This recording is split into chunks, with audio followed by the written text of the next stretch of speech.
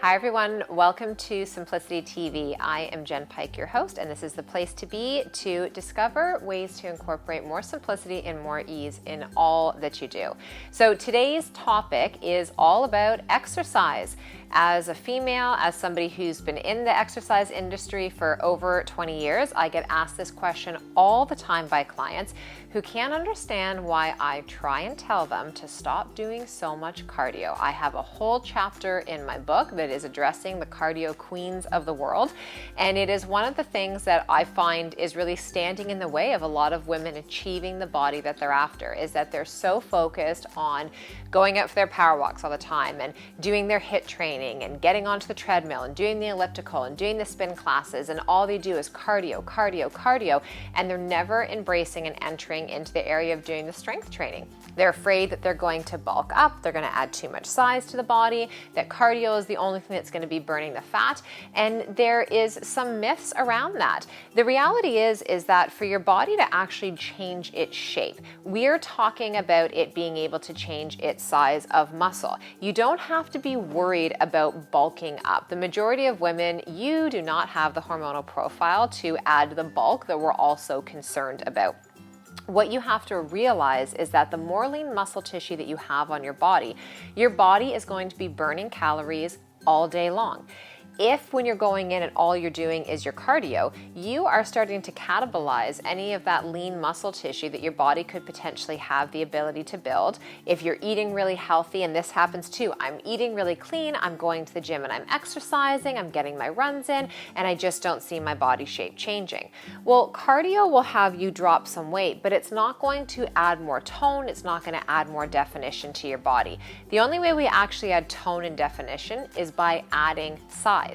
So when people say I want to get more toned, for me what I hear in my mind, because of knowing what I know, is that it's like, okay, well that means we actually have to add a little bit of size to your body so that you can see the definition and the tone. So you need to savor some of the muscle that you're wasting in all the cardio that you're doing.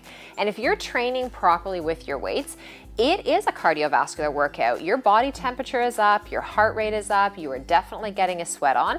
If you're just going around the machines in the gym or doing your exercises and like this and looking around and having a conversation for half the time that you're there, or you're following a guideline of say 3 sets of 12 to 15 repetitions, and you get to your 15 repetitions and you're just like, nah, and plop them down. If you aren't in your mind by like repetition 9 or 10 thinking, oh my gosh, how am I going to finish this set? Guess what? You're wasting your time. You have to choose a weight that is both challenging, but where you have incredible kick-ass form. The form is everything. So I would much rather you take a weight that's challenging and even perform 5 to 6 repetitions on a set than take a really skimpy weight and just cruise through just to hit that number 15. Because the reality is if you can do 12, 15, 20, 25 repetitions with a weight, you're not going to hit those goals. You've got to go up in weight. So I have a lot of clients, they say, well, I have a 5-pound set, I have an 8-pound set and a 10-pound set. And I'm like, okay. The 5s maybe we use for a little bit of shoulder work in the beginning, but we get you up to lifting a whole lot heavier when we're working together and when I do my DVDs and that, because that's what's really going to change the shape of your body. So if you're looking at your life and the exercise you're doing over the span of a week, what you would want to take a look at is maybe you have two days that are just pure cardio days and you're not grinding it out for 60 minutes or longer. You can do a really killer cardiovascular workout in about 20 to 30 minutes. It's about training smarter, not about necessarily training harder all the time. So that's where high intensity interval training comes in. You mix it up. You have high intensity periods and you have lower intensity periods. And just when your body thinks like, I can't handle this anymore, you give it a little rest. And then just when the rest is like, I've been resting too long, you crank it back up again and you go back and forth doing that. For your strength training, if you're just starting out, circuits are gonna be awesome because you're gonna hit your whole body head to toe, and your goal for that is a minimum of 3 times a week. So if you've got twice a week cardio, 3 times a week of weights, there's your 5 days a week. You can piggyback them up, absolutely. And if you have really specific goals, I would highly recommend in hiring a coach, hiring a trainer, somebody that you've been watching from afar and you know knows what they are doing. They train their body that way. You see clients who look fantastic. They have great testimonials. Make sure that you know what you're getting into before you invest the money, but give yourself the opportunity to make the investment so that you can hit the goals that you have instead of feeling like you're running in this circle.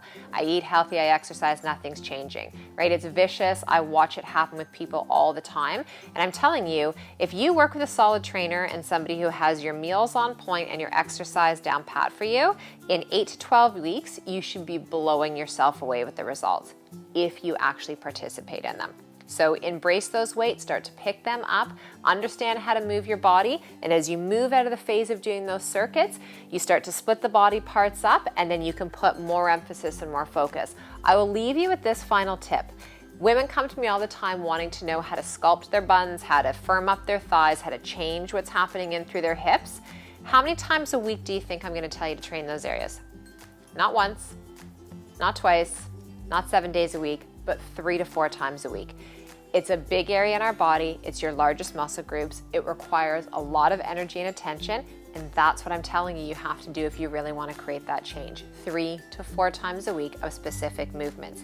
To get you started on that, if you look on our YouTube channel, the exact channel that you're watching right now, I have a 10-minute cellulite reducing program that you can go through, quick and easy at home. Press play on that today, and that's your first one simple step towards the body that you're after. Have a fantastic day, everyone, and we'll see you next week on Simplicity TV.